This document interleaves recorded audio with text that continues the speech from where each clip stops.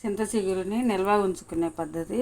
దీన్ని నిన్న కోసి ఆరబెట్టాను. ఇప్పుడు కొద్దిగా వేయించి ఆరబెట్టుకొని ఉప్పు పసుపు వేసి ఇలా వేసుకొని కొద్దిగా లైట్గా వేయడానికి తీసేసుకోవాలి. సన్నమంట సిమ్లోనే వేయించుకోవాలి. వేయించింది చిగురు అంటే ఆరబెట్టుకోవాలి. ఆరిన తర్వాత ఉప్పు పసుపు వేయాలి. తెల్లటి క్లాత్ మీద ఆరబెట్టుకోవాలి. చిగురులో దీంట్లో పసుపు వేసుకోవాలి.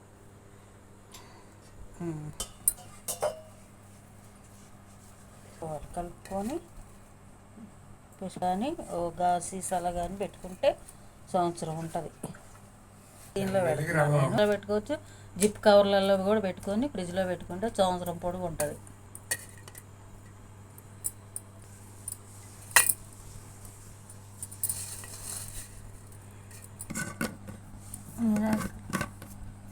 పెట్టుకుంటే ఈ ఫ్రిడ్జ్లో